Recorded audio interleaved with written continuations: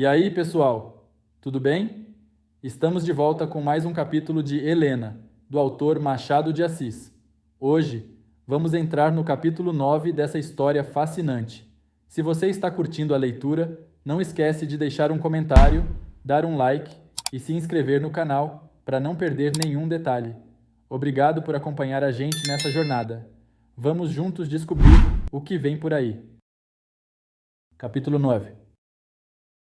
Naquela mesma noite, D. Úrsula, que não havia de todo melhorado, adoeceu deveras.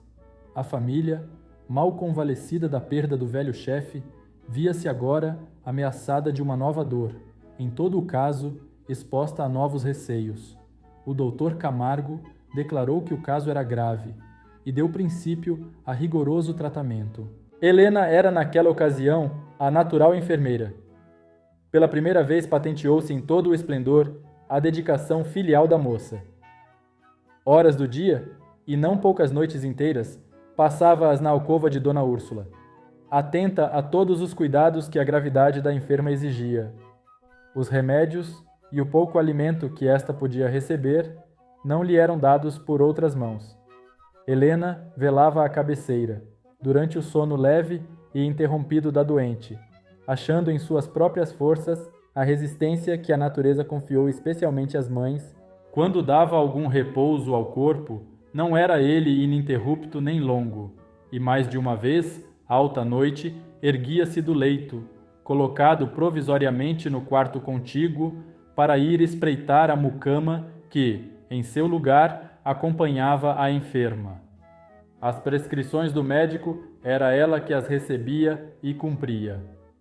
A voz seca e dura com que Camargo lhe falava não era própria a torná-lo amável e aceito, mas Helena cerrava os ouvidos à antipatia do homem para só obedecer ao médico. Este não tinha outra pessoa a quem interrogasse acerca dos fenômenos da doença, nem podia achar quem melhor os observasse e referisse. Força-lhe era aceitá-la. Assim, essas duas pessoas que se repeliam e detestavam iam de acordo, desde que se tratava da vida de um terceiro. O que completava a pessoa de Helena, e ainda mais lhe mereceu o respeito de todos, é que, no meio das ocupações e preocupações daqueles dias, não fez padecer um só instante a disciplina da casa. Ela regeu a família e serviu a doente, com igual desvelo e benefício. A ordem das coisas não foi alterada, nem esquecida, fora da alcova de Dona Úrsula.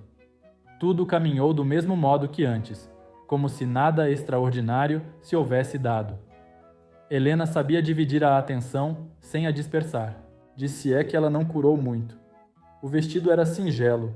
Os cabelos, colhidos à pressa e presos por um pente no alto da cabeça, não receberam, em todo aquele tempo, a forma elegante e graciosa com que ela o sabia realçar.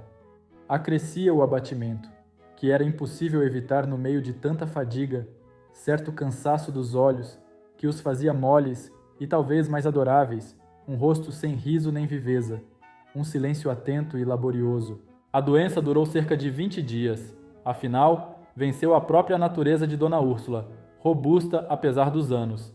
A convalescença começou. Com ela volveu a satisfação da família. O papel de Helena não estava acabado.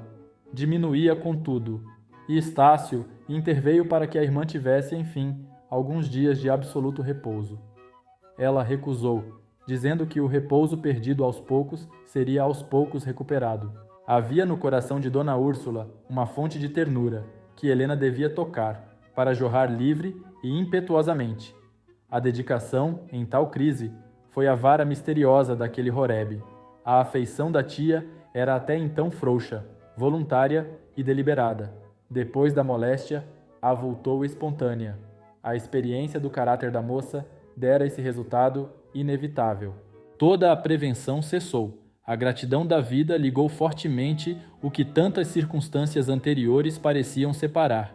Não o ocultou a irmã do conselheiro, já não tinha acanhamento nem reserva. As palavras subiam do coração à boca sem atenuação nem cálculo. Fez-se carinhosa e mãe.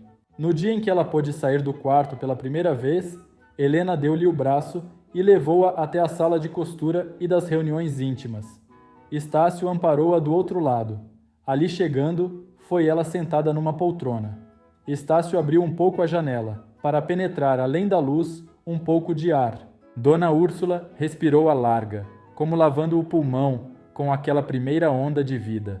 Depois, segurando as mãos de Helena, que ficara de pé a seu lado, fê-la inclinar a fronte e imprimiu-lhe um beijo longo e verdadeiramente maternal. Estácio aproximara-se. Aquela manifestação encheu-o de júbilo. Bem merecido beijo. Helena foi um anjo em todo este tempo. Bem sei. Foi um verdadeiro anjo, foi mulher, mãe e filha. Obrigada, Helena. Pode ser que a medicina tenha ajudado a cura, mas o principal mérito é só teu. Helena abraçou a convalescente. Estácio, agradece a tua irmã, como eu fiz. Estácio inclinou-se para Helena, a fim de lhe pousar na fronte o casto ósculo de irmão. Não o conseguiu, porque Helena, desviando o busto, estendeu-lhe sorrindo a mão esquerda e disse: Não foi serviço que merecesse tanta paga. Basta um aperto de mão e o afeto de todos. Estácio apertou-lhe a mão e sentiu-lhe trêmula. Aquele movimento de castidade não lhe pareceu exagerado nem descabido. Achou-a assim mais bela. Uma criatura tão ciosa de si mesma que nem admitia a carícia do irmão, não era digna de honrar o nome da família? A convalescença de Dona Úrsula foi lenta, e não a houve mais rodeada de cuidados e atenções. Os dois sobrinhos não a deixaram um instante sozinha, e inventavam toda a sorte de recreio com que pudessem distraí-la. Jogos de família, ou leitura, música, ou simples palestra íntima. Uma vez, lembraram-se de representar, só para ela, uma comédia de 2 pessoas. Outra vez, Helena organizou um sarau musical, em que tomaram parte Eugênia Camargo e mais 3 moças da vizinhança. Foi a primeira vez que a ouviram cantar. O sucesso não podia ser mais completo. Como o aplauso que lhe deram pareceu desconsolar um pouco a filha do médico, Helena preparou-lhe habilmente um triunfo, fazendo-a executar ao piano uma composição brilhante, sua favorita. Estácio, que quase não tirava os olhos da irmã, percebeu-lhe a intenção e disse-lhe. Helena esquivou-se à alusão, mas, insistindo ele, Não há nada que admirar. Eugênia toca perfeitamente. Era justo que também fosse aplaudida. Se há arte no que fiz, parece-me que é a mais singela do mundo. O melhor modo de viver em paz é nutrir o amor próprio dos outros com pedaços do nosso. Mas olhe, Eugênia nem precisa disso. Tem a primazia da beleza. Veja se há criatura mais deliciosa. Estácio dirigiu os olhos para onde Helena lhe indicava. Era um grupo de 2 moças e 2 rapazes.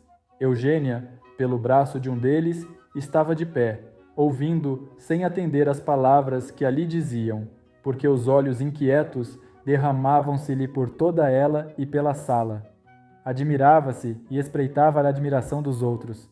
A figura era realmente graciosa, mas Estácio quisera a mais inconsciente, menos preocupada do efeito que produzia. Há 100 belezas como aquela. Estácio, A beleza é como a bravura. Vale mais se não a metem à cara dos outros. você é um ingrato. Naquela noite, ficou mais patente que nunca a preponderância ganha por Helena, que se tornara a verdadeira dona da casa, a diretora ouvida e obedecida. Dona Úrsula cedera, em poucas semanas, o que lhe negara durante meses. Por que razão, pensando em todas as coisas, não conseguira ela apressar o casamento de Estácio? Estácio continuava a hesitar, a recuar, a adiar, pedia tempo para refletir. Ia agora menos ao Rio Comprido. Os dias, quase todos, eram desfiados no remanso da família, mas Helena insistiu tanto que ele prometeu fazer o solene pedido no primeiro dia do ano. Estácio não havia esquecido a carta lida pela irmã. Entretanto, por mais que a espreitasse e estudasse, nada descobria que lhe fizesse supor afeição encoberta. Nenhum dos homens que iam ali, e eram poucos, parecia receber de Helena mais do que a cortesia comum. Dona Úrsula, a quem ele incumbira de interrogar a irmã acerca das palavras que esta lhe dissera na manhã do primeiro passeio, não obteve resposta mais decisiva. A promessa de ir pedir Eugênia fê-la Estácio na 2ª semana de dezembro, em uma noite sem visitas, que eram as melhores noites para ele. No dia seguinte de manhã, erguendo-se tarde, soube que Helena saíra a cavalo. Sozinha? Com o Vicente. Vicente era o escravo que, como sabemos, se afeiçoara, primeiro que todos, a Helena. Estácio designara-o para servi-la. A notícia do passeio não lhe agradou. O tempo andava com o passo do costume, mas a ansiedade do mancebo afigurava-se mais longo. Estácio chegava à janela, ia até ao portão da chácara, com ar de aparente indiferença, que a todos iludia, a começar por ele próprio. Numa das vezes em que voltou à casa, achou levantada Dona Úrsula. Falou-lhe. Dona Úrsula sorriu com tranquilidade. Que tem isso? Já uma vez saiu a passeio com o Vicente e não aconteceu nada. Mas não é bonito. Não está livre de um ato de desatenção. Qual? Toda a vizinhança a conhece. Demais, Vicente já não é tão criança. Tranquiliza-te, que ela não tarda. Que horas são? 8. 10 ou 15 minutos mais. Parece-me que já ouço um tropel. Os dois estavam na sala de jantar. Passaram à varanda e viram efetivamente entrar no terreiro Helena e o pajem. Helena deu um salto e entregou a rédea de Moema ao pajem que acabava de apear-se. Depois, subiu a escada da varanda.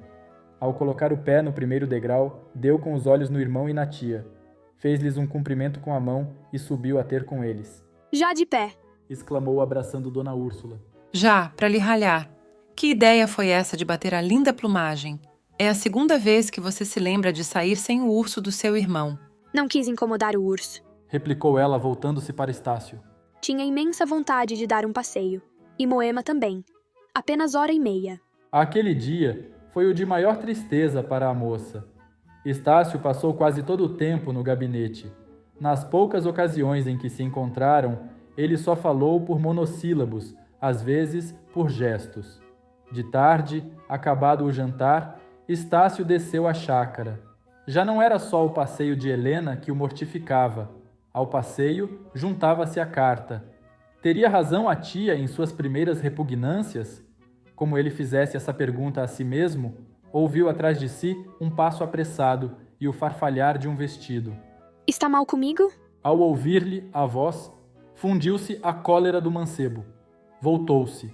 Helena estava diante dele, com os olhos submissos e puros. Estácio refletiu um instante. Mal? Parece que sim. Não me fala, não se importa comigo, anda carrancudo.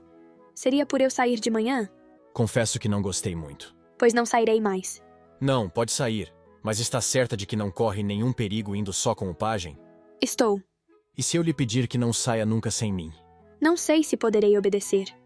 Nem sempre você poderá acompanhar-me. Além disso, indo com o pajem é como se fosse só. E meu espírito gosta, às vezes, de trotar livremente na solidão. Naturalmente a pensar de coisas amorosas. Acrescentou Estácio, cravando os olhos interrogadores na irmã. Helena não respondeu. Tomou-lhe o braço e os dois seguiram silenciosamente uns 10 minutos. Chegando a um banco de madeira, Estácio sentou-se. Helena ficou de pé diante dele. Olharam um para outro, sem proferir palavra. Mas o lábio de Estácio tremera 2 ou 3 vezes, como hesitando no que ia dizer. Por fim, o moço venceu-se. Helena, você ama. A moça estremeceu e corou vivamente, olhou em volta de si, como assustada, e pousou as mãos nos ombros de Estácio. Refletiu ela no que disse depois? É duvidoso, mas a voz, que nessa ocasião parecia concentrar todas as melodias da palavra humana, suspirou lentamente. Muito, muito, muito! Estácio empalideceu. A moça recuou um passo e, trêmula, pôs o dedo na boca, como a impor-lhe silêncio. A vergonha flamejava no rosto. Helena voltou as costas ao irmão e afastou-se rapidamente. Ao mesmo tempo, a sineta do portão era agitada com força, e uma voz atroava a chácara. Licença para o amigo que vem do outro mundo.